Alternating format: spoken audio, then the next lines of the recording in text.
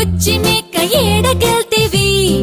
రాజుగారి తోటలోన మేతకెళ్తిని రాజుగారి తోటలోన ఏమి చూస్తివి రాణిగారి పూల చెట్ల సొగసు చూస్తివి